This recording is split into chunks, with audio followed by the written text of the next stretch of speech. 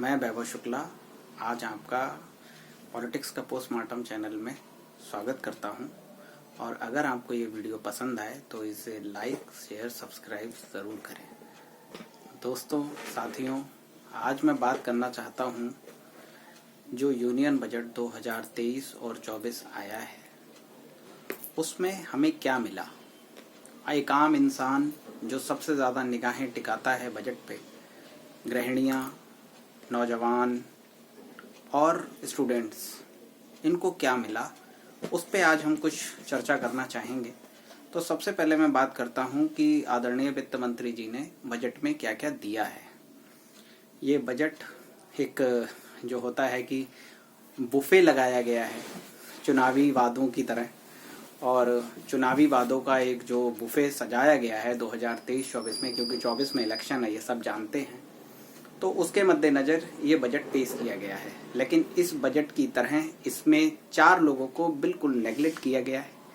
आप देखिए, ना तो किसान को कुछ मिला, ना नौजवान को रोजगार मिला, ना महिलाओं को कुछ मिला, और ना ही हमारे देश में जो मजदूर वर्ग था उसको कुछ भी नहीं मिला। इस बजट में चारों लोग पूरी तरीके से बेदखल हो गए।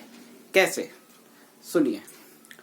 जो नौजवान रोजगार की तलाश कर रहा है उसको रोजगार के लिए आदरणीय वित्त मंत्री जी ने उस बजट में कुछ भी नहीं दिया। स्टार्टअप की बात की गई, लेकिन स्टार्टअप में भी कितने परसेंट स्टार्टअप आज सक्सेसफुल हैं, वो 10% भी स्टार्टअप को पैसा नहीं पहुंच रहा है। दूसरा, महंगाई पे कोई भी लगाम नहीं लगाई गई। इस बजट में महंगाई को बिल्कुल दरकिनार कर दिया गया। गृहिणियाँ जिनके लिए सिलेंडर 1150 का है, जिनके लिए महंगाई इतनी ज़्यादा बढ़ रही है, उस पर वित्त मंत्री महोदया ने कुछ भी काम नहीं किया। आज देश में 45% यूथ बेरोजगार है जो रोजगार की तलाश में भटक रहा है, लेकिन वित्त मंत्री महोदया ने उस पर कुछ भी नहीं बोला। अब हम बात करते हैं दोस्तों कि इस बजट से फायदा किसको हुआ।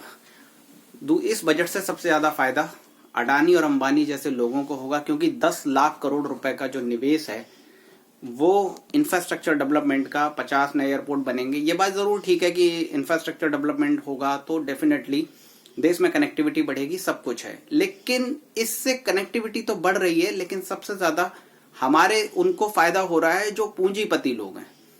गरीब को कोई फायदा नहीं हुआ। मनरेगा में 1% भी इन्होंने इजाफा नहीं करा। जो मजदूर वर्ग है पूरी तरीके से परेशान है, क्योंकि उसको 1% का भी लाभ नहीं मिला। मनरेगा का नाम भी नहीं लिया गया। जो योजना मजदूरों के लिए थी, जो योजना गरीब लोगों के तबके के लिए थी, उसमें 1% भी इजाफा नहीं हुआ। उसमें वित्त मंत्री महोदया ने 1.5 घंटे में कुछ भी नहीं बोला मनरेगा पे। अब बात कर लेते हैं महिलाओं की। तो महिलाओं के लिए इस बजट में क्या है?